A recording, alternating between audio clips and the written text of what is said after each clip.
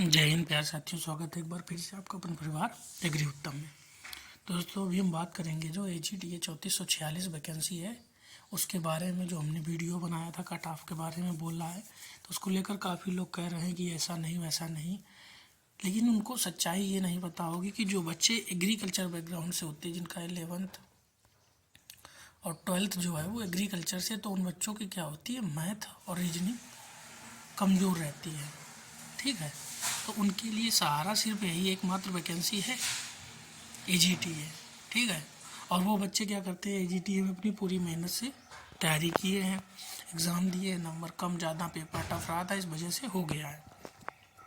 तो दोस्तों मेन जो मुद्दे की बात यह है कि वो सभी बच्चे परेशान हो रखे हैं कि मेरा होगा या नहीं होगा, मेरे नंबर इतने हैं या उतने हैं, इन सब चीज़ों को लेकर। तो जैसा कि आप लोग जानते भी हैं कि अगर मान लीजिए कोई भी वैकेंसी अभी तक जो आयोग ने निकाली है, हद में हद 16-17 नंबर या 18 नंबर बढ़ाए गए हैं। ठीक है, अब 16-17 या 18 नंबर बढ़ाने का मतलब है आपका 46-47 के आसपास, मान लीजिए 45-46।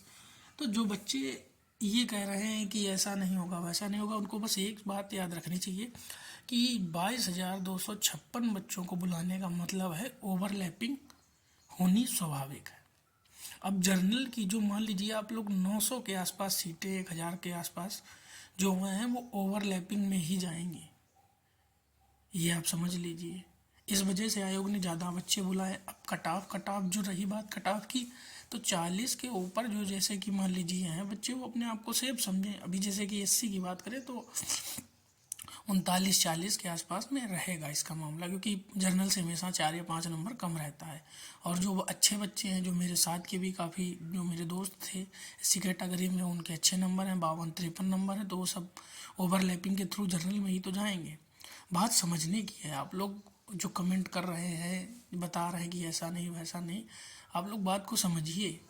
मैं यूनिवर्सिटी का ही स्टूडेंट हूँ, मैंने यूनिवर्सिटी में ही अपने साथ में बच्चों के साथ तैयारी की है, ऐसा नहीं कि नहीं की है। ठीक है, और वो बच्चे क्या है, मास्टर्स होल्डर हैं, PhD में एंट्रेंस लेके एडमिशन ले रहे हैं या ले लिया है सभी ने, इधर उधर कहीं ना कहीं।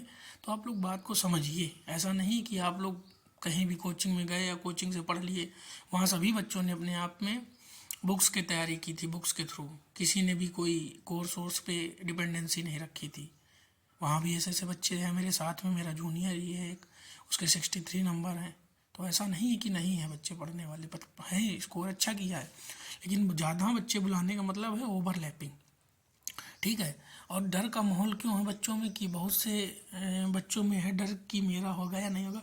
तो यार स्वाभाविक बात है भाई, डर होना ही है, क्योंकि एग्रीकल्चर में जो मोस्टली बच्चा आता है वो फार्मर बैकग्राउंड से आता है। ठीक है, और जो फार्मर बैकग्राउंड से बच्चा आता है, अगर वो BSc एग्रीकल्चर कर रहा है, उससे पहले उसने क्या इंटर से एग्रीकल्चर किया है, तो फर्स्ट ईयर इंटर में एग्रीकल्चर कोर्स के पढ़ने के बाद क्या होता है कि उसकी थोड़ी मैथ और रीजनिंग पे पकड़ नहीं होती, क्योंकि कंटिन्यू पढ़ाई करनी होती। 4 साल की BSc करता है, फिर 2 साल की MSc करता है, तो उससे होता क्या है, उसकी वो रिदम टूट जाती है जो आप लोग सोच रहे हैं, तो वो रिदम नहीं बन पाती, इस वजह से दिक्कत होती है उन बच्चों को।